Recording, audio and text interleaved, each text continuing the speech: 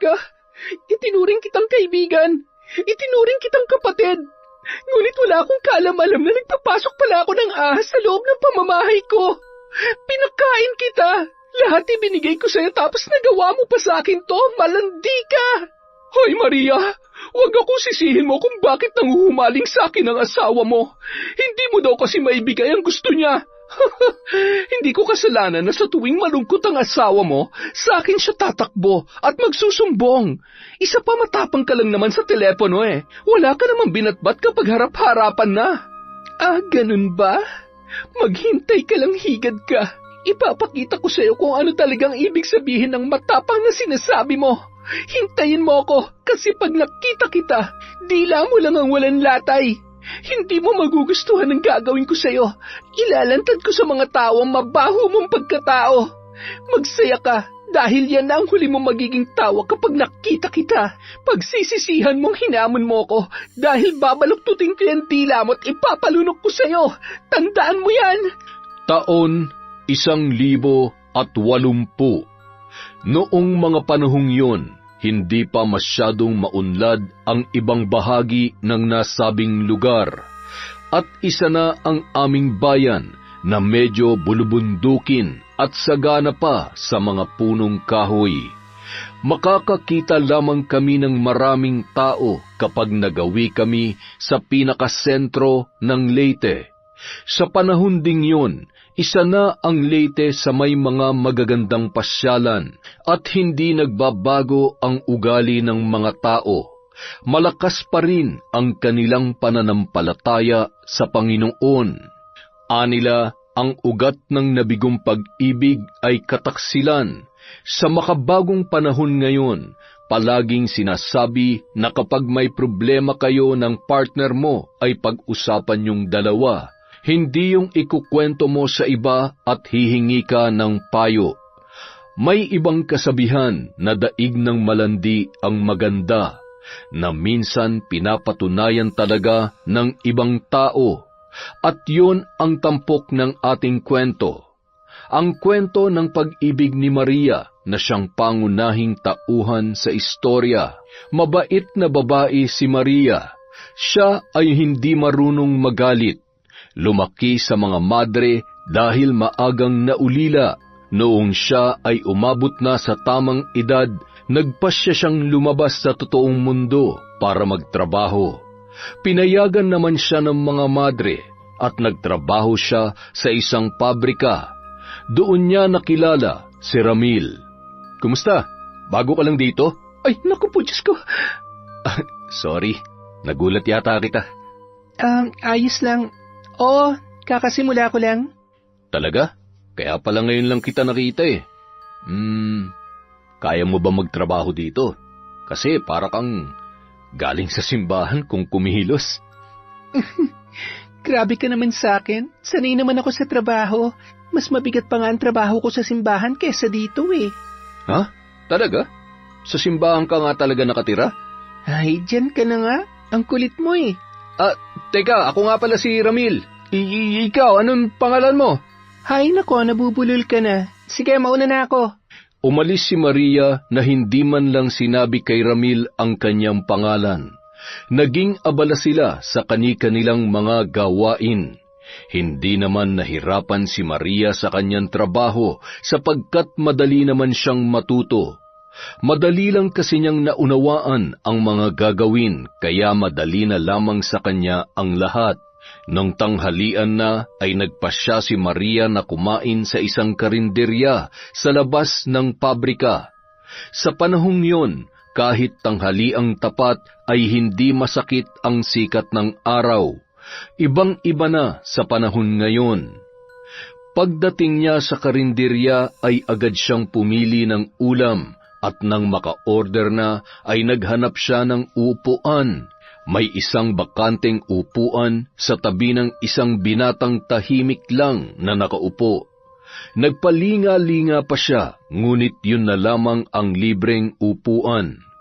Dahil gutom na ay lumapit siya sa pwesto kung nasaan ang binata. Bahagya pa yung nagulat sa kanyang pagdating. Ha? Ay, pasensya ka na. Nagulat pa kita. May kasama ka ba? Wala akong kasama. Sige, maupo ka lang dyan. Salamat ha. Tahimik lang na kumakain si Maria habang pasipat-sipat ang kanyang tingin kay Felmar na tila ba napakalayo ng tanaw. Palihim naman niyang sinundan ang tingin ng binata, ngunit hindi niya mawari kung saan ba talaga yon nakatingin. Nasa ganoon siyang tagpo nang magsalita ang binata. Hindi mo kayang abutin ang tingin ko. Wala itong destinasyon. Ano ka ba? Nagulat naman ako sa'yo. Mamamatay ako nang wala sa oras eh. Huwag ka mag-alala, malabo pa mangyari yon. Marami ka pang pagdadaanan na pagsubok. Manghuhula ka ba? Ang bata-bata mo pa, para ka na matandang magsalita. Baka nga mas matanda pa ako sa'yo. Diyan ka na. Napaka-weirdo naman ng taong yon. Mas matanda pa daw siya sa akin eh. Ang tingin ko sa kanya, 15 anyos lang. Makakain na nga. Pagbalik ni Maria sa kanyang trabaho, wala siya sa sariling naglalakad nang may tumawag sa kanya, na kahit hindi niya lingunin ay kilalang-kilala niya kung sino ang nagmamay-ari ng boses na yun. Hi, sister! Nakapagtanghalian ka na ba? Pare, siya ba yung kinukwento mo sa akin na bago nating katrabaho?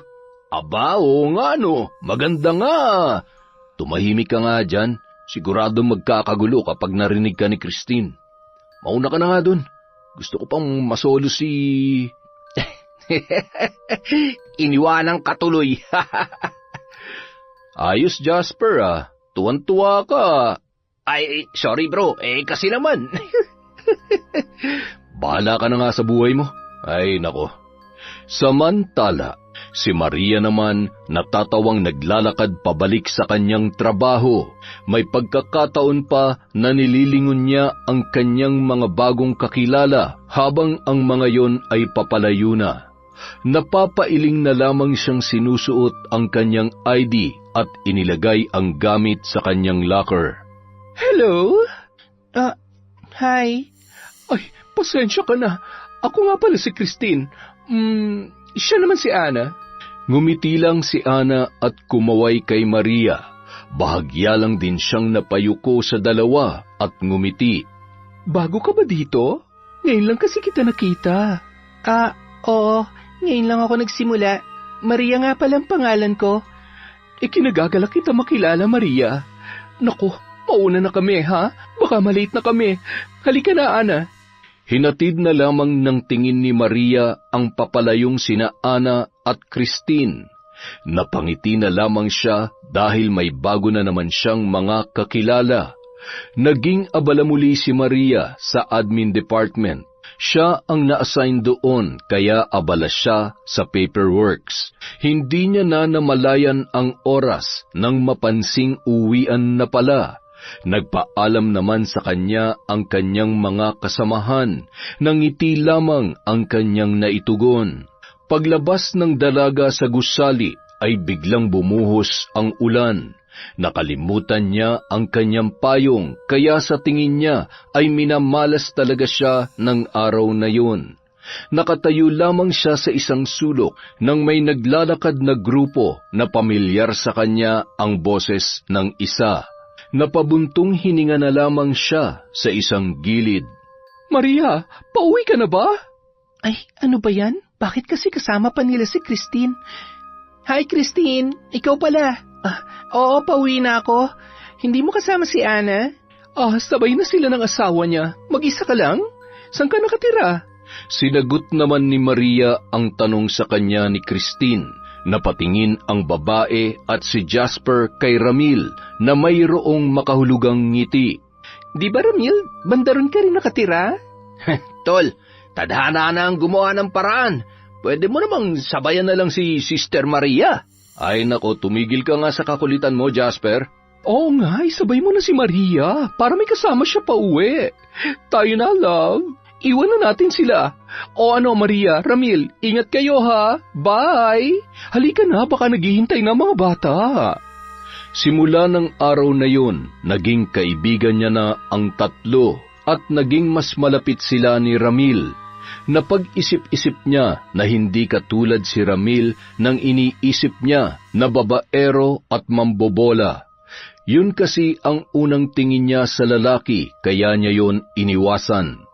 Bagay na nagkamali siya dahil maalaga naman ang binata. Kinabukasan, nagulat na lamang si Maria dahil nasa labas na ng kanyang boarding house si Ramil. Pinili niya kasing umupa ng bahay na bawal ang lalaki, kaya naman nasa labas lamang ito. Wala siyang pamilya na pwedeng uwian, kaya nangungupahan lamang siya. Oh, Ramil, anong ginagawa mo dito? Sinusundo ka. Sabay na tayong pumasok. Aba, Maria, ang pogi naman ng sundo mo?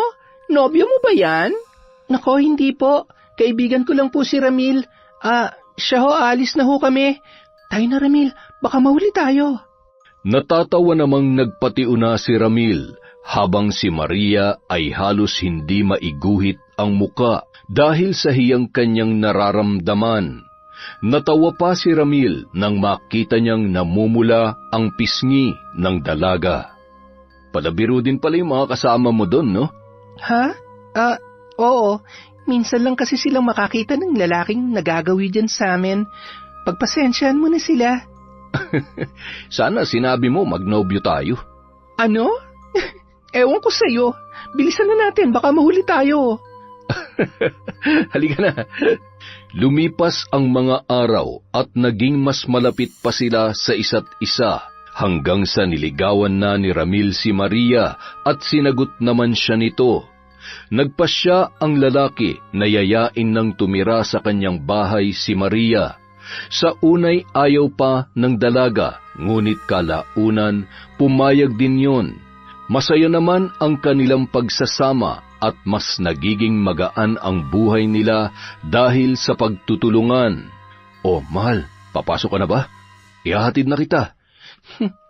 Araw ng pahinga mo ngayon, mahal. Magpahinga ka. Hindi mo na ako kailangang ihatid. Sigurado ka ba? Hindi bale, susunduin na lang kita mamaya, ha? Nako, ang gusto ko magpahinga ka. Isa pa, nakakapagod ang trabaho mo sa pabrika, kaya dito ka nilang sa bahay. Sige na nga po, kayo po ang masusunod, Ma'am Maria. Ay nako, ang kulit mo. Aray, bakit kurot? Hindi ba dapat kiss? Ayan na ha. Sige na mahal, baka malate na ako. Bye. Mag-iingat ka, mahal. Samantala, pagdating ni Maria sa pabrika. Magandang umaga, Ma'am Maria. Nginingitian niya lamang ang lahat ng bumabati sa kanya. Habang papasok sa opisina, nakita niya naman si Jasper na abala sa paghakot ng mga karton. Magandang umaga, Ma'am Maria. Ma'am talaga? Siyempre, sa loob ng pabrika, Ma'am Maria. Sa labas, Maria lang. Oo nga, no? Sige, ipapadala ba ang mga yan sa Maynila? Opo, Ma'am. Buti nga, naayos to lahat ni Ramil eh. Okay, sige. Dito muna ako. Habang papunta si Maria sa locker, nakita niyang nag-uusap sina Ana at Christine. Agad naman siyang binati ng mga ito nang siya ay makita. Aba, mukhang masaya ka, Christina. Si Jasper kasi, nagyayaya na magpakasal. Heto, tingnan niyo. Talaga? Masaya ako para sa iyo, Christine. Salamat po, ma'am. Si Ramil, kailan naman siya magyayaya magpakasal? Kung kailan niya gusto, hindi ko siya minamadali. Lumipas ang mga araw, buwan at taon. Madalas lumalabas sila Ramil, Maria at ang mga kaibigan nilang sina Jasper at Christine. Minsan sa kanilang bahay kapag mayroong salo-salo ay laging naroon ang mag-asawa. Natuwa naman si Maria nang balak silang gawing pangalawang magulang ni Ramil sa bunso nilang anak.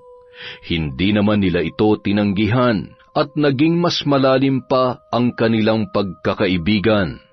Pero katulad ng ibang relasyon, hindi rin naging perpekto ang kina Maria at Ramil. Dumating ang panahon na madalas na silang magtalo kahit sa maliliit na bagay lamang. Ngunit hindi naman natatapos ang araw na hindi sila nagkakabati at nagkakasundo. Isang araw, tinawagan ni Christine si Ramil na hindi alam ni Maria. Balak nitong makipagkita dahil nais niyang magbahagi ng problema kay Jasper dahil alam niyang magkaibigan ang dalawa. Sinabi yun ni Ramil kay Maria at inaya siya nito, ngunit may pasok ang dalaga at hindi siya pwedeng mag-absent. Dahil kaibigan naman nila ang mag-asawa, sinabi niyang puntahan niya yon para mayroong makausap. Samantala, nang magkita ang dalawa, Christine, ano ba kasing pinag-awayan niyo? Ang tagal-tagal niyo na, ngunit bakit ngayon pa kayo nagpasya maghiwalay? Masyado kasing seloso si Jasper. Naiinis na ako sa kanya. Madalas niyang pinagseselosan si Felmar. Si Felmar? Sino ba yun? Yung dati kong kinakasama. Sa totoo lang, Ramil, nagpupunta lang naman si Felmar sa akin para itanong kung kailan ko ipapasyal ang anak namin. Ha? Teka, naguluhan ako dun ah. May anak kasi kami ni Felmar. Alam naman yun ni Jasper. Pero lagi niya akong pinagdududahan na may relasyon pa rin kami ni Felmar. Ay, dapat pag-usapan niyo mabuti yan. Wala namang problema na hindi nalulutas sa magandang pag-uusap. Niyakap na lang ni Ramil ang umiiyak na si Christine. Nang makauwi siya sa bahay, ikinuwento niya kay Maria na ikinagulat din ng babae. Sumapit pa ang mga araw na palaging nagsusumbong si Christine kay Ramil. May mga pagkakataon na tinatago na ni Ramil kay Maria ang kanilang pagkikita dahil ang rason ni Christine ay baka iba ang maging interpretasyon ng kanyang kaibigan. Madalas silang nag-uusap sa telepono na hinahayaan lamang ni Maria. Isang araw nag-away ang magkasintahan. Ito ang matinding away na nangyari sa kanila. Nais ni Ramil na sila'y magkaanak na, ngunit hindi pa handa si Maria na ibigay ang sarili dahil nais niyang makasal muna sila. Ngunit hindi kayang unawain ni Ramil ang bagay na yon. 4 na taon na siyang nagtitiis at iniintindi ang babae, ngunit tila ba nakakaramdam na siya ng pagod. Tinawagan niya si Christine para siya naman ang magbahagi ng kanyang pinagdaraanan. Gusto ko lang naman na magkaanak na kami. Ang tagal ko na nagtitiis na walang nangyayari sa amin. Pero bakit hindi niya ako kayang pagbigyan? Baka naman hindi pa handa si Maria. Unawain mo na lamang siya. Kailan pa siya magiging handa? Kapag makunat na siya? Alam mo, Tin, hindi ko alam kung magsisisi ba ako na siya ang naging kasama ko sa buhay. Pahingi pa nga ng beer. Tama na yan, Mil. Lasing ka na. Kaya ko pa. Hayaan mo lang ako, Tin. Alam mo, minsan nga naiinggit ako kay Jasper kasi naibibigay mong pangangailangan niya. Samantalang ako, tuyot na sa sobrang makaluma ng nobya ko. Mahal ka ba talaga ng girlfriend mo? Para yun lang hindi niya maibigay? Ay, ramdam ko naman na mahal niya ako. Ang problema ko nga lang talaga, hindi niya maibigay yung pangangailangan ko. Akin na nga yan, Mil. Pag nalasing ka, hindi kita kayang buhatin. Inagaw ni Christine ang alak at nagtama ang kanilang paningin. Napayakap din siya kay Ramil. Langhap na langhap niya ang amoy ng alak sa hininga nito na nagdulot ng kakaiba sa kanyang kaibuturan. Balak niyang kumawala, ngunit pinigilan siya ng lalaki at ginawaran ng halik sa labi na nauwi sa pagtataksil. Umaga na nang makauwi si Ramil. Laking gulat niya nang maabutan si Maria na nakaupo sa sofa ng kanilang bahay. Dahan-dahan siyang pumasok, ngunit hindi siya pinapansin ng nobya na nagdudulot sa kanya ng kaba. Tumawag si Jasper. Hinahanap si Christine. Hindi daw kasi nakauwi kagabi. Ha? Bakit akong tinatanong mo? Hindi naman kami magkasama. Wala naman akong sinabi magkasama kayo Mahal, nag-aalala ko sa mga kaibigan natin dahil mukhang ang laki ng problema nila. Ay, ba't ka nga pala inumaga? Saan ka ba nanggaling? Kila nanay. Tumawag ako, hindi ka raw nagagawi doon. Sabihin mo, saan ka nanggaling? Okay, nagliwaliw ako sa parke. Nag-inom ako mag-isa. Tapos doon ako nakatulog. Ganun ba? Kawawa ka naman. Sigurado ako gutom ka na. Halika mahal, may niluto akong sabaw para sa'yo. Humigop ka't may pasok pa tayo. Nagtaka si Ramil sa inaasal ng kanyang kasintahan. Ang inaasahan niya ay magwawala ito at siya ay sasampalin. Ngunit kabaliktaran lahat ang kinikilos nito sa kanyang iniisip. Matapos nilang kumain ay naligo na siya. Paglabas niya ay tapos nang magbihis si Maria at nag-aayos na ng sarili. Pagpasok niya sa kanilang silid ay nakahanda na ang lahat ng kanyang susuutin, mula sa damit hanggang sa kanyang sapatos. Nang makapagbihis siya ay lumabas na siya at naabutan niya si Maria na hinihintay siya. Nang makita siya nito ay napangitiyon, inayos ang kanyang kwelyo saka inaya na siyang umalis. Maya-maya, papasok na sila sa pabrika nang mapalingon si Maria sa karinderya na madalas niyang kinakainan noon. Nakita niya ang lalaki na madalas umupo sa dati nitong pwesto. Nakatingin ito sa kanila, ngunit naisip niya na madalas lang yung nakatingin sa kawalan, kaya baka namalikmata lamang siya na sila ang tinitingnan. Pagpasok nila ay nakasalubong nila sina Jasper at Christine.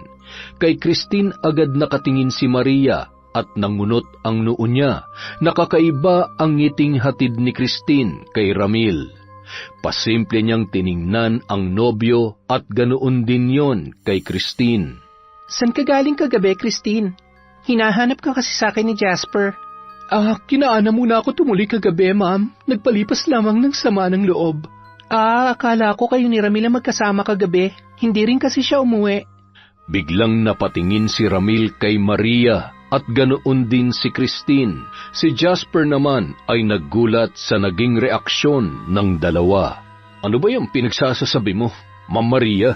Sabi ko, akala ko lang. Kasi pareho kayong hindi umuwi.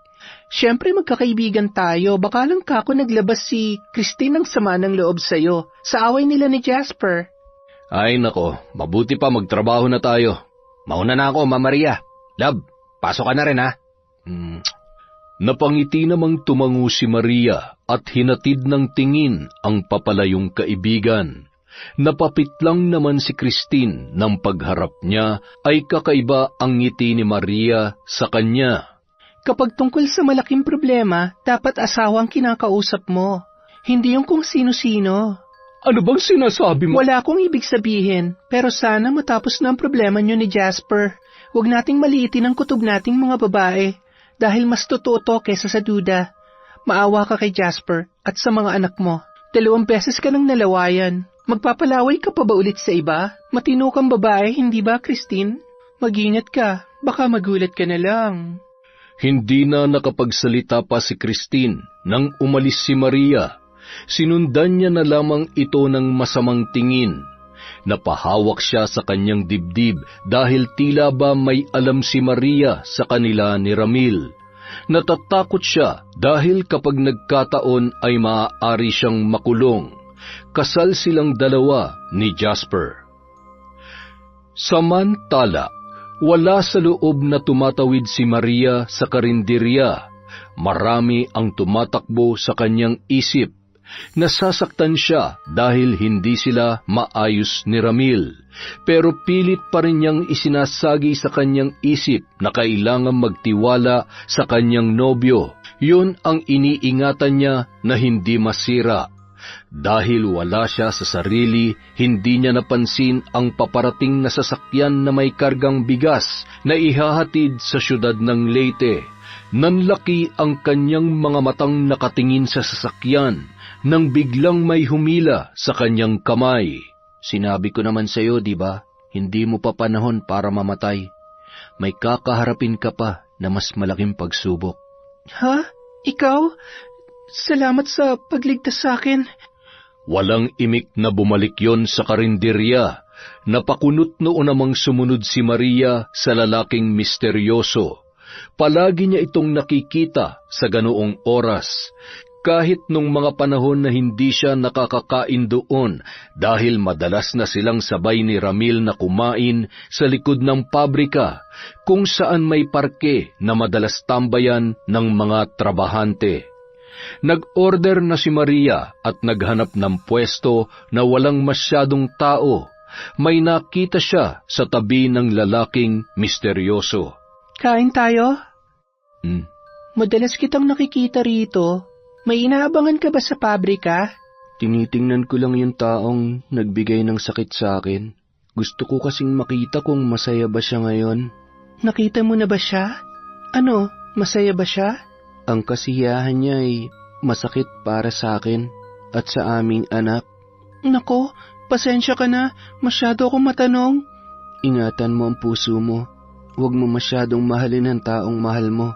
Dahil kapag nalaman nilang mahal mo sila, uubusin ka nila. Magtira ka para sa sarili mo, para pag dumating ang panahon na masasaktan ka, kakayanin mo dahil may natitira ka pang pagmamahal sa sarili mo. Ang lalim naman masyado. Hanggat maaari, huwag mong hayaang magising ang natutulog mong isang katauhan sa karamihan. Ha? Sabi ko na nga ba, nung unang beses pa lang kitang nakita, alam ko na may kakaiba sa'yo. Malakas ang mga buhat-buhat mong abyan, nakamamatay, nakakapanakit, nakakasira. Kaya huwag mo nga hayaang magising ang mga yon. Sige, maiwan na kita. Buong araw na inisip ni Maria ang sinabi ng lalaki, ni hindi niya nga natanong ang pangalan nito. Wala siya sa sariling umuwi sa kanilang bahay. Hindi niya na rin naalala na sabay pala silang uuwi ni Ramil. Tila ba lalagnatin siya sa sinabi ng lalaki sa kanya. Ano ba ang kanyang ibig sabihin? Ano ang natutulog na ikalawa niyang katauhan? Pagdating sa bahay, wala sa sarili niyang ibinagsak ang kanyang katawan sa kanilang sofa. Tila ba wala siyang ganang kumilos nung mga oras na yun. Naghalo-halo na ang kanyang nararamdaman. Hindi niya na rin alam kung sino ang kanyang uunahin. Muli na naman niyang naisip ang sinabi ni Jasper nang tumawag ito sa kanya nung araw na hindi nakauwi sina Ramil at Christine. Ani Jasper, nararamdaman niyang may namamagitan sa dalawa at magkasama sila ng gabing yon. Nasa ganoon siyang tagpo nang bigla na lamang bumukas ang pinto ng padabog.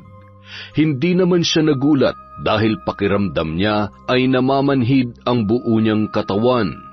Bumulaga ang mukha ng galit na si Ramil, ngunit wala man lang siyang naramdamang takot o pangamba. Ang tanging nararamdaman niya lang ay ang pamamanhid. Mag-usap nga tayo, Maria. Ano bang pinagsasasabi mo kay Christine? Ha? Kay Christine? Bakit? Ano bang sinabi niya? Tinawag mo raw siyang anay, higad at haliparot. Ngayon ko lang nalaman na magaling palang gumawa ng kwento si Christine.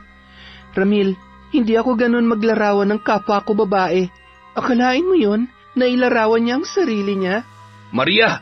Wala akong sinabing ganon. Ay... Kahit iharap mo siya sa akin at tanungin mo, wala akong sinasabing ganon. Mamatay man siya ngayon kung nasaan siya. Ramil, hindi ako makapaniwalang ganyan ka. Magagalit ka sa akin dahil naniwala kang sinabi ko sa kanya yon? Nasasaktan ka ba? Ha, Ramil?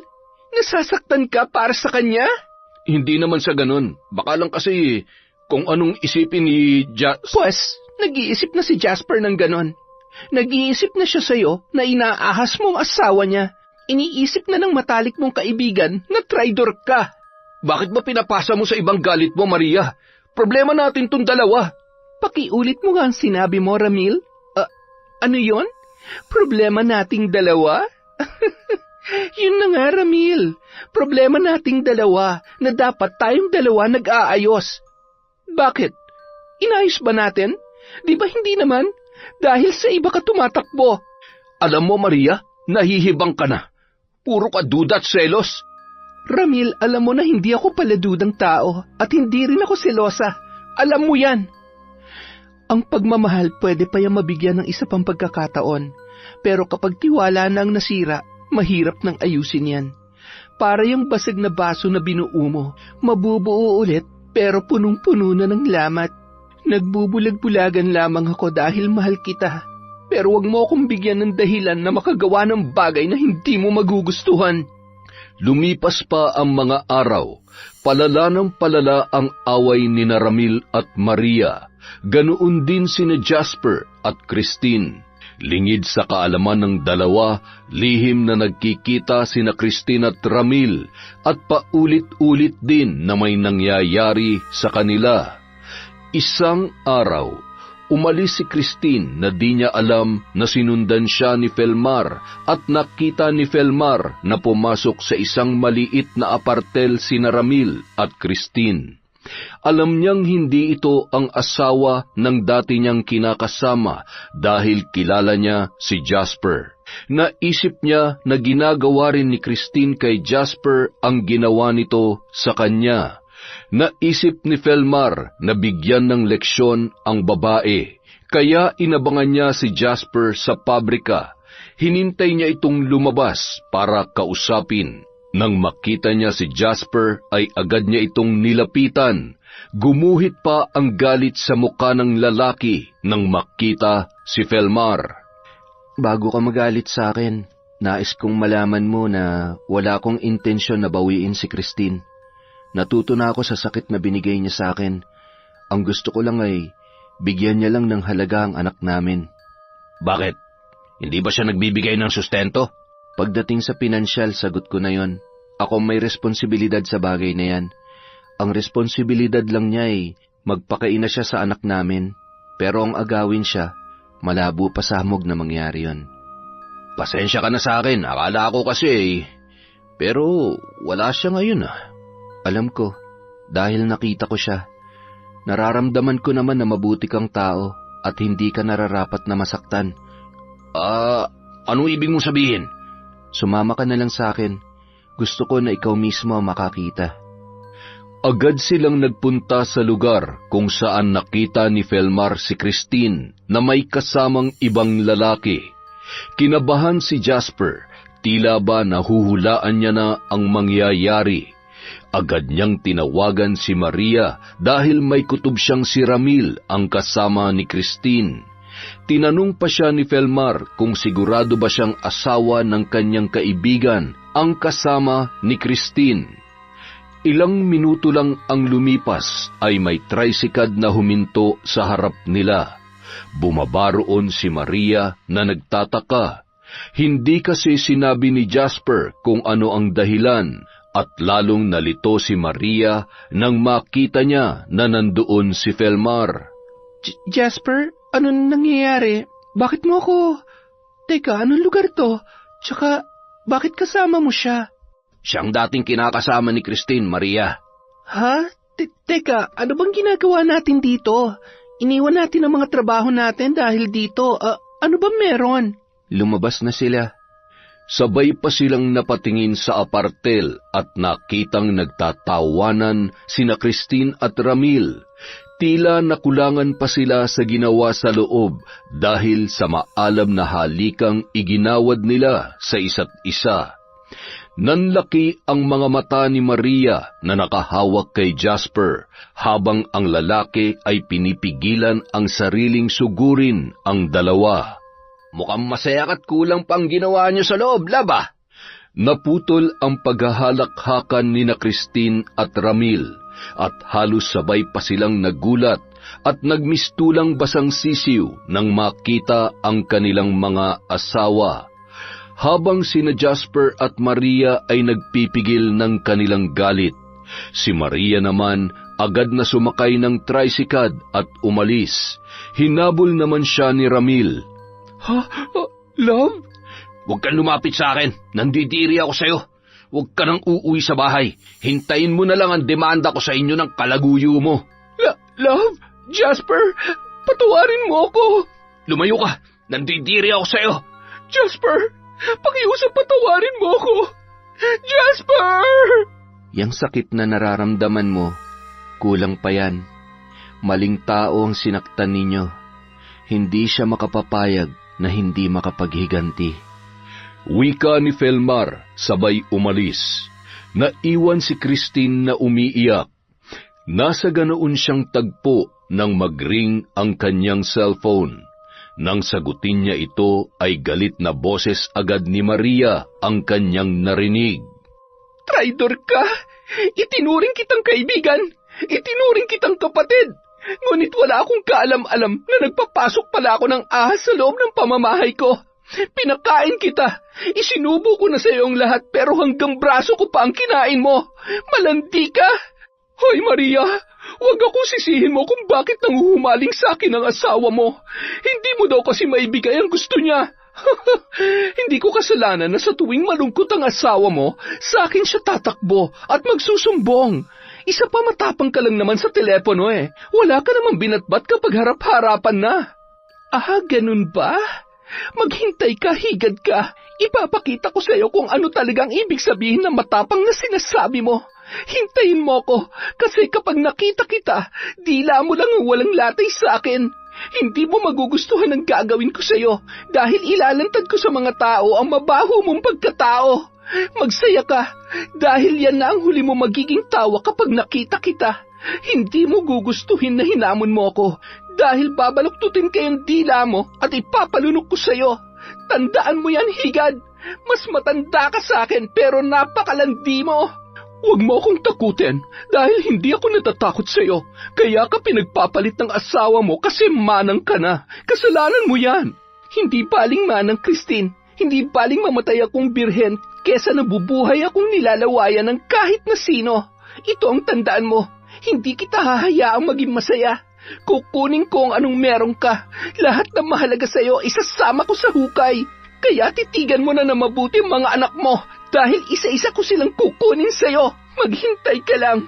Humanda ka.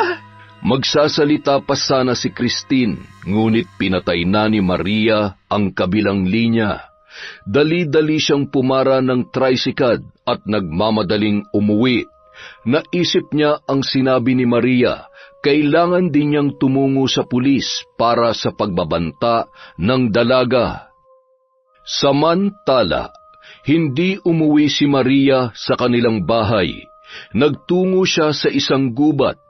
Hindi niya alam kung paano niya ito natunton. Mayroon siyang nakita na isang kubo. Hindi niya maunawaan, ngunit parang pamilyar sa kanya ang lugar na yon. Sinipat niya ang kabuuan ng kubo. Parang may ala-ala sa isip niya ang sumagi at may pakiramdam siyang may koneksyon yon sa kanya. Pumasok siya sa loob at diretso sa silid na parabang pamilyar na pamilyar para sa kanya. May isang kahon siyang kinuha at binuksan. Makikita sa loob ang mga kagamitan sa pambabarang. Natagpuan na lamang ni Maria na inaayos niya na ang mga yun, nilagay sa saktong lalagyan, kinuha ang isang bungo at ipinatong sa ginawa niyang altar, at ang huli ay isang manika na may nakakatakot na muka. Kinuha niya ito at itinaas, saka nag-usal ng isang panalangin na hindi niya alam kung saan niya natutunan o saan nanggaling. Tila ba nakikita ni Maria ang kanyang sarili na nakaluhod at nag-uusal ng dasal na hindi niya maintindihan. Itim na kapangyarihan, humayok at bigyan ng karamdaman ang taong nanakit sa akin. Iparanas mo sa kanila ang sakit at hirap na dinanas ko. Iparanas mo sa kanila ang pighati at iparinig mo ang aking pagtatangis. Sumasampalataya sa iyo ang aking kaluluwa. Ipagkaloob mo sa akin ang iyong kapangyarihang sila ay maparusahan. Ano ba itong ginagawa ko? Bakit ako naririto? Anong lugar ito? Hindi ko mapigilan ang aking sarili. Ano nangyayari sa akin? At biglang umihip ang maalinsangang hangin habang si Maria ay nananatiling nananalangin. Unti-unti, lumalakas ang kanyang bulong hanggang sa parang isinisigaw niya na ang kanyang orasyon. Nang umihip ulit ang malakas na hangin, sinabayan yun ng kidlat at kulog at nabitawan ni Maria ang manika at tila nagbalik siya sa kanyang ulirat. Napaupo siya at sinipat ng tingin ang kabuuan ng kubo. Napasigaw na lamang siya nang makita ang napakapangit na manika. Nagawa mo, Maria. Wala ka bang naaalala kung sino ka at kung saan ka nagmula bago ka napunta sa simbahan? Anong ginagawa ko dito? Hindi ba't ikaw yung dating kinakasama ni Christine? Bakit ka nandito? Tadhana na makita kita, Maria. Matagal na kitang sinusubaybayan hanggang sa nakilala ko si Christine. Hindi ko akalain na ang nanakit sa akin ay siya ring mananakit sa'yo. Ha? Hindi ko maintindihan. Ginamit mo ba ako? Hindi, Maria. Yan ang kapangyarihan na minana mo sa iyong angkan. Ang lahing pinagmulan mo ay mga mangkukulam at mambabarang. May kapangyarihan kang makapanakit ng mga taong mananakit sa'yo. Hindi. Ayaw kong manakit ng kahit na sino man.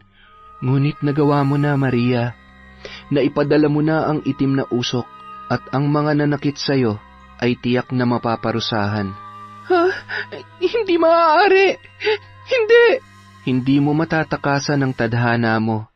Maaari mong subukan pero hindi mo mapipigilan ang nakatakda. Ano bang sinasabi mo? Sino ka ba talaga? Ako ang naatasang gabay mo, Maria. Dahil ikaw ang pinakahuling mambabarang sa inyong lahi. May kapangyarihan kang gawin ng gusto mo, parusahan ang mga taong nanakit sa'yo. Dala ng sobrang takot, nanlaki ang mga mata ni Maria. Natigilan siya nang maalala ang nangyari sa apartel, kung paano siya niloko ni Ramil at Christine. Napahawak siya sa kanyang dibdib at kumirot ang kanyang puso. Muling bumugso ang galit na kanyang nararamdaman kanina at dahil doon, muli siyang napahagulgol. Magbabayad sila. Ipaparamdam ko sa kanila ang lahat ng sakit na nadama ko. Christine, humanda ka. Magbabayad ka sa iyong kataksilan. Samantala, wala dito si Maria. Ano ba nangyari? Yung asawa mo pinagbantaan ako. May mangyayari daw na masama sa mga anak ko. Kasalanan nyo namang dalawa kung bakit nasabi yun ni Maria. Tumahimik ka nga dyan. Mister, kailangan namin makausap ang nobya mo. Ang pagbabanta ay isang seryosong krimen. Anong krimen ang sinasabi ninyo? Nagulat na lamang ang lahat nang marinig ang boses ni Maria. Sabay-sabay silang napalingon sa may pinto at nakita ang babaeng nakatayo doon. Kalmado lamang ito na nilapag ang kanyang bag at pumasok sa silid para magbihis. Paglabas ni Maria ay nakaayos na ang kanyang buhok at nag-init pa ng tubig. Hindi mo man lang pinagkape ang mga bisita natin. Sandali lang, ha? Hindi namin kailangan ng kape. Otak kriminal. Huminahon ka. Umupo ka muna dyan. Magkakape tayo. Bahagya silang natahimik. Maging ang pulis ay hindi na rin nakapagsalita. Narinig lang nila mula sa kusina ang tunog ng kutsara na hinahalo ang baso ng kape. Halos nagulat pa sila sa paglabas ni Maria. Isa-isang inilapag nito ang mga tasa ng kape sa kanilang harapan. Sige, buti pa pag-usapan na natin. Ano ba ang krimen na nagawa ko? Pinagbantaan mo ko na papatayin mo mga anak ko. Tama na nga, Christine. Ma'am, huwag niyo pong idamay ang mga anak ko. Parang awa niyo na ho. Wala naman silang kasalanan dito. Miss Maria, totoo po bang pinagbantaan niyo si Ma'am Christine? Sasampahan kita ng kaso. Hindi ba't kami dapat ni Jasper ang gagawa niyan, Christine? Totoo bang may pakialam ka sa mga anak mo? Mukhang wala naman. Nung may ginagawa kayo ng asawa ko at nagpapakasaya sa apartel, naisip mo ba ang mga anak mo? Ha? Naisip mo ba sila? Mamang pulis, kung may dapat ireklamo dito, walang iba kundi ang babaeng yan na kalaguyo ng asawa ko. Sa tingin niyo ang babaeng nakikipag... Hindi bali na. Ang ganong klase ng mga babae ay walang pakialam sa mga anak yan. Dahil kung meron, hindi na yan maglalandi. Hindi ba, Christine? Tara na, Christine. Ipinapahiya mo lang ang sarili mo. Sir, pasensya na po sa abala. Kami na po mag-aayos nito. Naunang lumabas si Jasper kasama ang mga pulis. Huling tumayo si Christine at lalabas na sana nang marinig niyang tumawa si Maria. Napatingin pa siya kay Ramil bago lumingon sa babae. Christine, mag-iingat ka dahil nagsisimula ng kalbaryo mo. Kinagabihan, nakarinig ng katok si Maria mula sa kanyang pinto. Maria, mag-usap tayo. Pakiusap naman. Wala na tayong dapat pag-usapan, Ramil. Kung gusto mo, kay Christine ka na lang makipag-usap. Tutal nalulutas nyo naman ang problema nyo, di ba? Huwag akong kausapin mo. Wala na tayong problema. Maria, pakiusap. Huwag naman ganito. Oo, alam ko nagkamali ako. Pero hindi ko naman sinasadya yun. Hindi sinasadya? Kaya pala kahit nasa labas na kayo ay ipinapakita nyo pang nakakadiri nyong ginagawa. Hindi naman tayo kasal kaya ayos lang. Pero kay Jasper na matalik mong kaibigan, malaki ang kasalanan mo. Pagbabayaran mo yon, siguradong pagdurusahan mo. Maria, wag mong idamay ang mga anak nila. Wala silang kasalanan. Sila magbabayad sa kasalanan ng kanilang ina. Hindi ko hayaang maging masaya ang sino man sa inyo. Ipaparanas ko ang sakit na binigay niyo sa akin. Sama-sama tayo magiging miserable ang buhay. Nagkamali kayo ng sinaktan. Ginising niyo ang dapat na hindi magising sa kaibuturan ko. Kung ano man ang mangyari sa babaeng yon, walang ibang may kasalanan kundi siya lang. Napatakip na lamang ng bibig si Ramil mula sa labas ng silid ni Maria. Hindi niya alam kung guni-guni niya lamang, ngunit tila ba boses ng demonyo ang kanyang narinig mula sa loob ng silid na yon. Naisip niya na parang may hindi magandang nangyayari sa kanyang kasintahan. Kinabukasan, tahimik na binabaybay ni Maria ang gubat. Hindi na siya pumasok sa trabaho, maging ang kanyang amo ay nagulat sa biglaang pagre-resign niya sa trabaho. Ang rason niya ay may aayusin lamang siyang mga bagay at kailangan niyang pagtuunan ng oras. Sa kanyang paglakad, ang tanging maririnig mo lamang ay ang tunog ng mga sangang nababali na kanyang naaapakan dahil buo na ang kanyang pasya na parusahan ang mga taong nanakit sa kanya. Inagaw mo ang dapat na sa akin. Aagawin ko rin ang kaligayahan mo. Inuutusan ko kayo, aking mga abyan, bigyan ng karamdaman ng anak ni Christine, maliban sa anak nila ni Felmar. Isang karamdaman na walang doktor ang pwedeng makapagpagaling. Iparanas mo sa kanya ang sakit, pighati, at pagkawasak ng pusong sugatan. Iaalay ko sa iyo ang aking kaluluwa, makamit ko lamang ang aking kahilingan. Maria, binuhay niyang natutulog na dyablo sa iyong katawan. Hayaan mong pagdusahan niya ang kanyang ginawa. Alam kong masaya ka sa mangyayari sa kanya.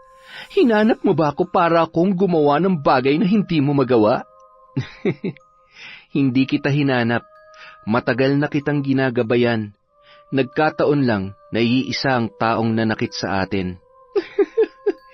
Mukhang itinadhana na magkakilala kami at masaktan niya ako para maipagiganti ko rin ang sakit na dinanas mo. Pero, sigurado ka ba na gusto mong gawin ko yon? Tanging ang kagustuhan mo lamang ang matutupad, Maria. Dahan-dahan, uunti-untiin ko sila. Hindi ko sila hahayaang maging masaya, maging si Ramil. Isasama ko siya sa impyernong pupuntahan ko. Samantala, Nagsisisigaw na si Christine sa kanilang bahay.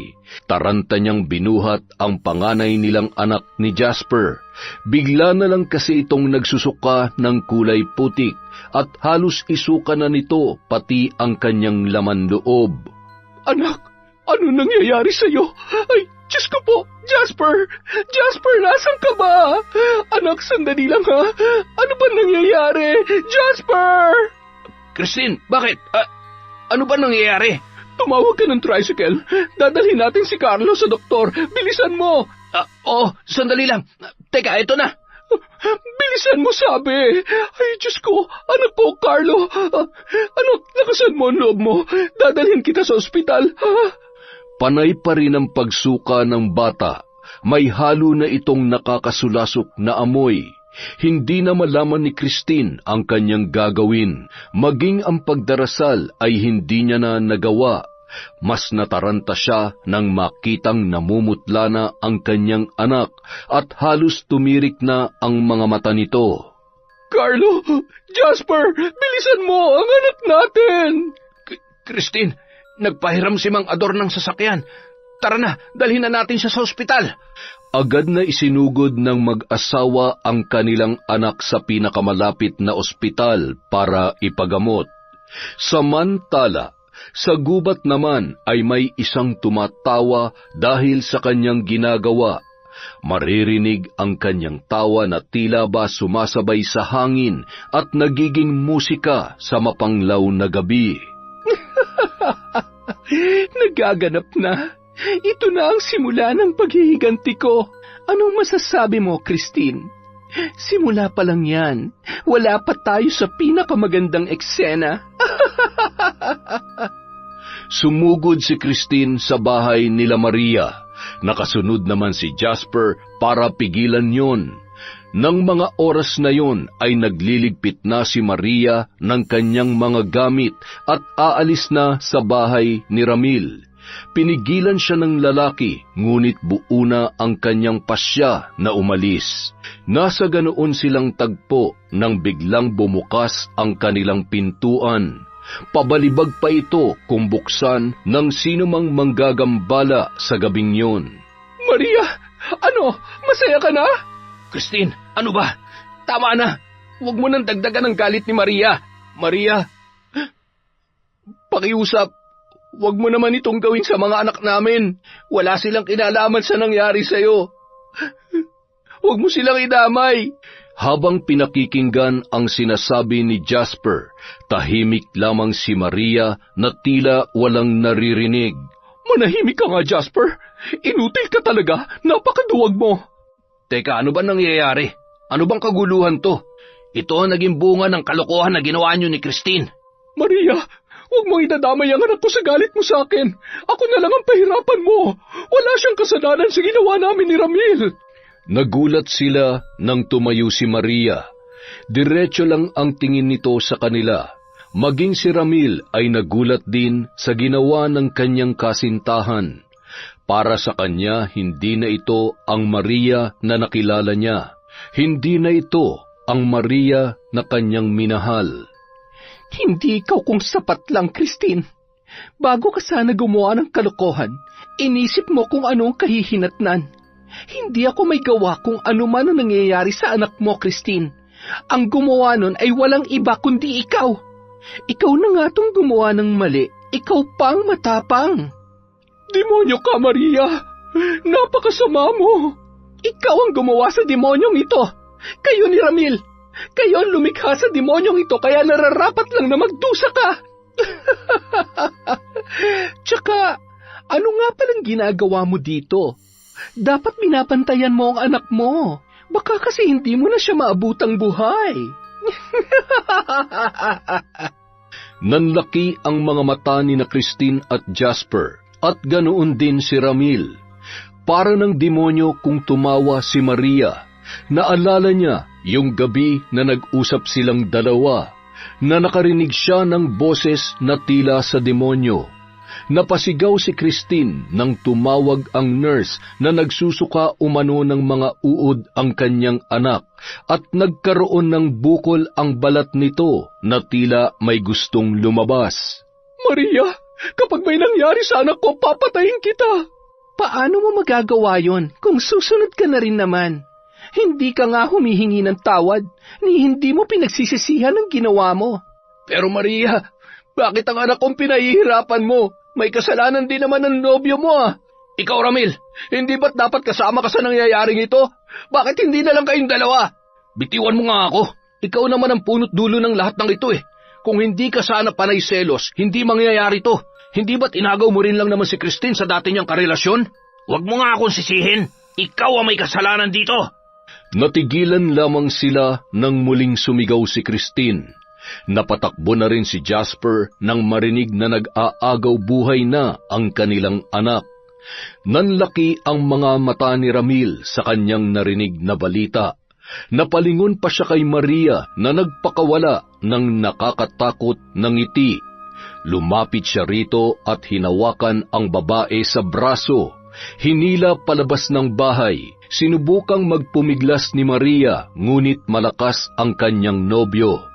Nagulat ang babae nang makababa sila ng tricycad ay nasa harapan na sila ng simbahan. Ito ang simbahan kung saan lumaki si Maria. Pagsisisihan mong ginawa mo, Maria. Kasalanan sa Diyos ang ginawa mo sa bata. Bitiwan mo ako. Hindi ba't ikaw ang dapat humingi ng tawad sa Diyos mo? Dahil sa kasalanan ginawa mo sa akin. Wala ka na magagawa, Ramil. Ang batang yon ang magiging kabayaran sa lahat ng sakit na binigay niyo sa akin. Kayo ni Christine, minahal kita ng todo, pero anong ginawa mo? Isa lang naman ang hinihintay kong banggitin mo sa akin, Ramil, para maibigay ko ang gusto mo. Kasal! Kasal lang ang hinihintay ko. Pero dun din naman ang punta natin. Nag-iipon lang ako. Teka, bakit dito mo ako dinala? Alam mo na dyan ako lumaki? May panata ako sa Diyos. Dapat ikakasal muna ako bago ko ipagkaloob ang sarili ko. Yan ang panata ko. Wala ka na magagawa, Ramil. Tinuruan niyo akong maging masama, ni hindi nga kayo humingi ng tawad sa akin. Kayo ni Christine ang lumikha sa akin, sa demonyong nabubuhay sa loob ko. Pagdurusahan niya ang paghihiganti ko. Hindi ko kayo mapapatawad, kahit ano pa ang gawin niyo. Aalis na sana si Maria, ngunit pinigilan siya ni Ramil. Pinipilit siyang ipasok nito sa loob ng simbahan. Pakiramdam ng dalaga ay masusunog siya. Para siyang mapapaso nang mapahawak siya sa pinto. Nasa ganoon silang tagpo nang may humawak kay Ramil. Paglingon ng lalaki ay isang suntok ang natanggap niya mula sa bagong dating. Natumba si Ramil at humandusay sa lupa.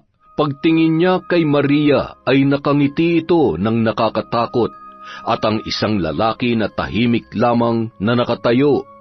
Umalis silang dalawa at pakiramdam ni Ramil ay mawawalan na siya ng malay. Samantala, nagbalik sina Maria at Felmar sa kubo sa gubat. Diyos ng kadiliman, ipalasap mo sa mga taong nanakit sa akin ang aking paghihiganti. Magsusuka ang pangalawang anak ni Christine habang nag-aagaw buhay ang isa. Nais kong maranasan niya ang sakit na nararamdaman ko. Triple mong ibabalik sa kanya ang lahat. Sa pagsapit ng 6:00, igagawad ko ang barang sa ikalawa niyang anak. Nais kong masaktan ang babaeng sumira ng buhay ko ng triple sa nararamdaman ko. Muli na namang umihip ang malakas na hangin, senyales na sinagot na ng tinatawag niyang Diyos ang kanyang hinaing. Nakataas sa ere ang isang bungo na ginagamit niya sa pagpaparusa sa pamilya ni Christine. Tahimik namang nakatayo si Felmar na hinihintay matapos si Maria sa kanyang orasyon. Masaya ka ba? Bakit ang mga bata ang pinagbabayad mo ng kanilang kasalanan? Dahil mas masakit yon, at yon ang gusto kong maramdaman nila. Bakit? Naaawa ka na ba? Sa mga bata, oo. May anak din kasi ako, pero sa nanay hindi. Bakit hindi na lang yung nanay at si Ramil ang pahirapan mo? Bakit hindi mo ako pinigilan nung una pa lang? Hindi ba't sabi mo, pwede kong gawin sa kanila ang lahat ng gusto kong gawin? Nakalimutan mo na ba? Hindi, pero hindi kasalanan ng mga anak ang ginawa ng kanilang magulang. Wala ka pa kasing anak, Maria. Pagdating ng panahon, mauunawaan mo rin yan. Hindi nakaimik si Maria sa sinabi ni Felmar. Nanatili lang siyang nakatayo habang nililipad ng hangin ang kanyang balabal. Samantala, sina Christine ay panay ang iyak dahil ang bunsong anak niya naman ang nagsusuka, samantalang ang panganay ay masama pa rin ang pakiramdam. Ilang saglit pa, nilapitan sila ng isang nurse at sinabi sa kanila na sa albularyo nila dalhin ang mga bata, sapagkat may mga karamdaman na hindi kayang gamutin ng doktor at tanging albularyo lamang ang makakagawa ng paraan. Paalis na sana sila nang makitang papasok si Ramil. Agad na sinunggaban ni Jasper ang kaibigan at pinagsusuntok. Nagkagulo ang mga nasa loob ng ospital nang magpang-abot ang dalawa. Panay naman ang pigil sa kanila ni Christine at ng iba pang naroroon. Kasalanan yung dalawa to. Ang mga anak ko nagdurusa dahil sa katarantaduhan ninyo. Bakit kasi hindi na lang kayong pinarusahan ni Maria? Alam mo, tinuring kitang kaibigan. Pero anong ginawa mo? Akala nyo ba tapos na ako sa inyong dalawa? Sa oras na may mangyari sa mga anak ko, sa rehas kayo pupulutin.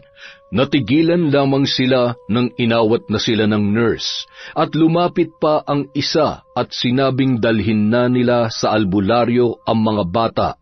Dahil hindi na ito kakayanin ng ospital, normal ang resulta sa mga test na ginawa sa dalawang bata. May kilala akong albularyo. Magaling yun. Doon natin dalhin. Sigurado ka ba? Hindi kasi ako naniniwala sa mga ganyan. Pero dahil siya ipinakita ni Maria, naniniwala na ako. Sige na, dali na natin doon ang mga anak ko. Binuhat ni Jasper ang kanyang bunso. Si Ramil naman sa panganay na anak. Pinigilan sila ng doktor, ngunit pinilit nilang makalabas. Binayaran na ni Christine ang kanilang mga bayarin at sinabing susunod na lamang. Habang nasa sasakyang hiniram ni Jasper, panay ang sigaw ng mga bata dahil sa kanilang hirap na nararamdaman. Si Ramil na ang nagmaneho dahil alam niyang hindi kaya ni Jasper. Samantala, sa kubo sa gitna ng gubat, Mukhang mapapalaban ako Sa tingin ko nga, sigurado ka bang lalabanan mo ang albularyo? Hindi ko sila uurungan. Hindi ako titigil hanggat hindi nila napagbabayaran ang kasalanang ginawa nila sa akin. Diyos ng kadiliman, ito ang aking alay, 2 kaluluwa para maipaghiganti ko ang aking pighati. Sa kabilugan ng buwan, magsusuka sila ng maliliit na uod. Ipakita mo yun sa kanilang ina at sa lalaking kalaguyo niya. kasabay noon ay ang napakalakas na kulog at kidlat, kasabay ng pagtawa ni Maria na animoy sinasapian ng demonyo. Si Felmar naman ay tahimik lamang na nakatingin sa kanya. Matagal niya nang ginagabayan si Maria, sapagkat siya ang naatasan ng kanilang angkan para gawin yon. Sinunog ang kanilang bayan kung nasaan ang kubo na kinaroroonan nila ngayon. Ito ang bayan ng mga mangkukulam na pinatay ng taong bayan, at kasama roon ang buong pamilya ni Maria. Dinggin mo ang aking kahilingan. Parusahan ng sino mang hahadlang. Walang sino mang albularyo o makakagamot sa bunga ng kasalanang walang kapatawaran. Samantala, sa bahay ng naturang albularyo, pakiusap, Mang Tado. Pagalingin mo po ang anak ko.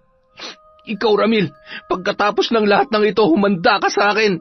saad ni Jasper habang karga ang anak na sumisigaw dahil sa mga sugat sa kanyang balat, habang ang bunso naman ay panay ang suka ng kulay itim na parang putik. Napasigaw naman si Christine nang makitang may kasama na itong uod, maging si Jasper ay halos wala na sa katinuan dahil sa kanyang nasasaksihan. Binabarang ang mga anak ninyo ng isang galit na puso. May nagawan ba kayo ng kasalanan? Ako po wala, pero 2 yan meron. Subukan ninyo manghingi ng tawad sa taong yon. Baka sakaling mapatawad kayo. Naririnig ko ang kanyang panaghoy. Hindi naman masama ang taong ito. Ngunit dahil sa galit, minsan nakakagawa tayo ng bagay na makakasakit sa iba. Mukhang matindi ang kasalanan na nagawa niyo sa kanya. Hindi ako hihingi ng tawad. Siya naman ang may... Naririnig mo ba ang sinasabi mo? Anong klase kang ina? Magmamatigas ka pa sa kabila ng mga nangyayari? Ha? Ayan, tingnan mo mga anak mo. Tingnan mo. Dahil sa kasalanan mo, ninyong dalawa, sila nagdurusa. Christine, nanay ka pa ba? Kung ako sigurong papipiliin, mas gusto ko na lang mapangasawa si Maria na mangkukulam dahil baka mas mabuti pa siyang babae. Bakit? Gusto mo ba siya? Gusto mo ako ipagpalit sa kanya? Nahihibang ka na talaga. Kapag may nangyari sa anak mo, kung sakaling may mangyayari sa anak mo, sinasabi ko sa iyo, pupuntahan ko si Maria at magpapaturo ako ng pangkukulam. Ako ang kukulam sa inyong dalawa.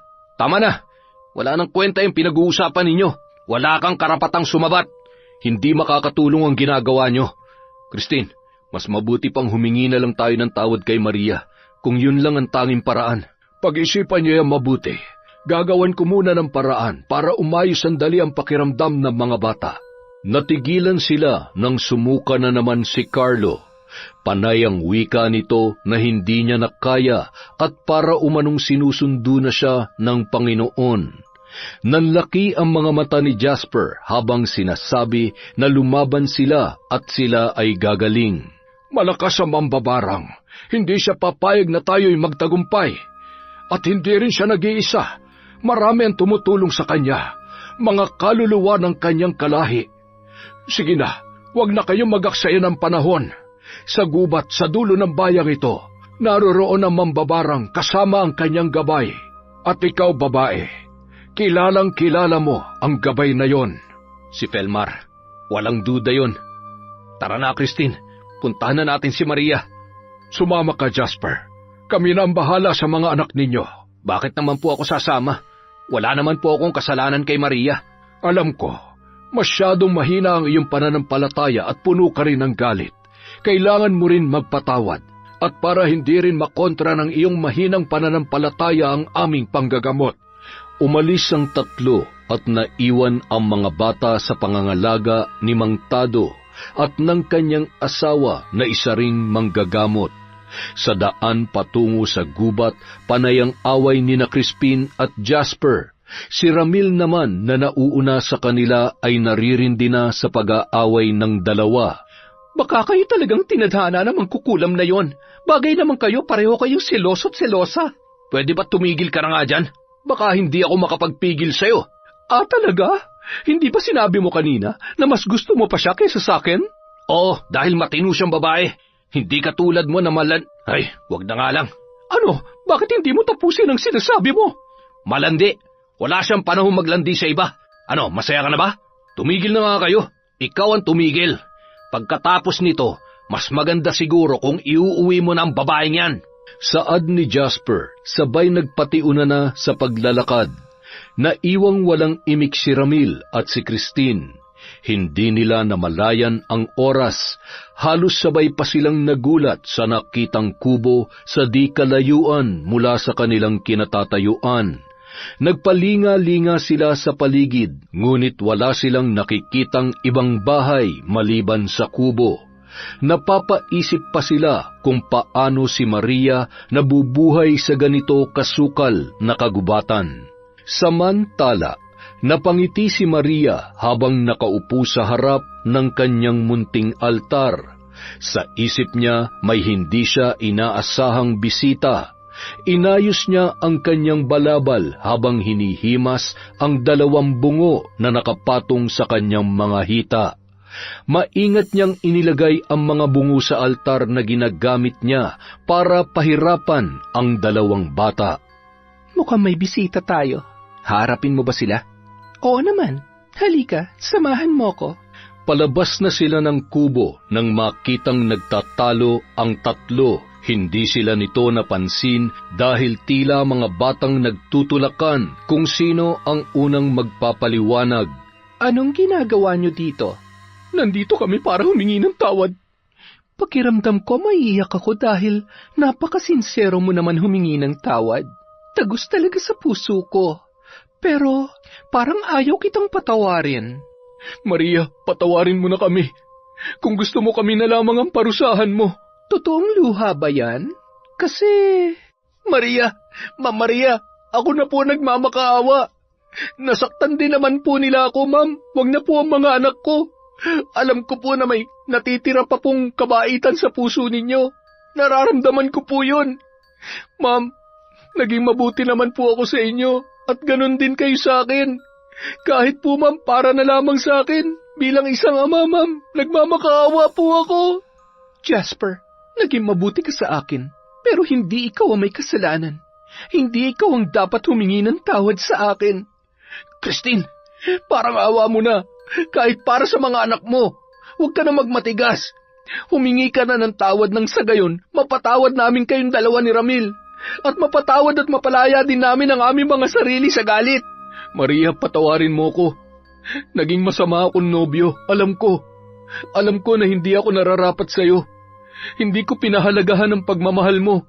Nadala lang ako pero alam ng Diyos kung gaano kita kamahal. Hindi ko kaya, Maria, na mawala ka sa akin. Bigyan mo pa ako ng isang pagkakataon. Maghihintay ako kung kailan ka magiging handa. Ayusin natin to, Maria. Magsimula tayo muli at aalis na tayo sa lugar na to. Humanap tayo ng lugar kung saan ulit tayo makakapagsimula na maayos. Napapikit si Maria dahil sa kanyang narinig. Alam niyang galit siya kay Ramil, ngunit alam din niya na mahal niya ito. Kaya lamang may bahagi sa kanyang pag-iisip na hindi pa handang magpatawad, ngunit naantig ang kanyang puso. Ito lang naman ang kanyang hinihintay na dapat sa simula pa lamang ay ginawa na ng mga taong nasa kanyang harapan. Hindi ka bawasan sa ating pagkataong paghingi ng tawad, Christine. Alam ko na ito ang pinakamahirap na salita, lalo na kung ikaw ay taong mapagmataas sa iyong sarili.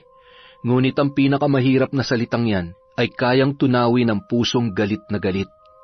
Para sa mga anak, gagawin ng isang ama ang lahat kahit palumuhod siya at ibaba ang sarili at dangal. Hinahangaan kita sa bagay na yan, Jasper. Ikaw, Christine, kailan ka magpapakaina sa mga anak mo? Bigla silang napalingon sa unahan nang may batang dumating na sa tingin nila ay nasa 9 na taong gulang pa lamang.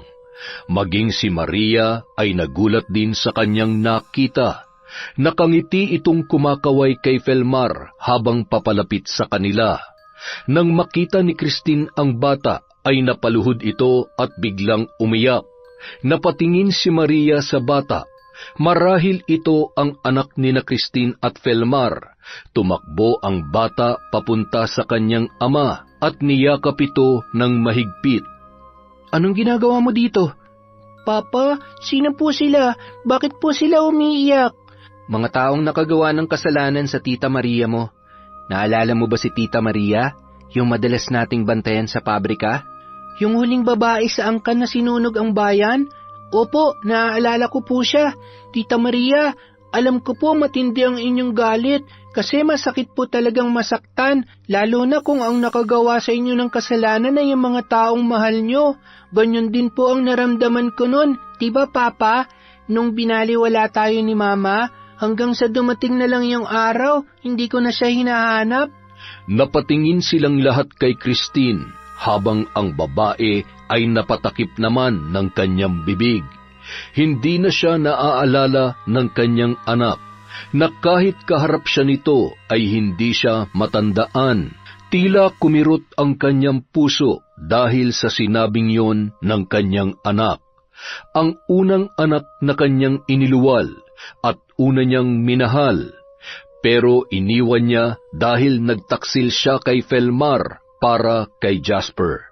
Pero alam mo, Tita Maria, sabi po nila, kapag nagpatawad daw po tayo, doon natin malalaman ang kabuluhan ng buhay.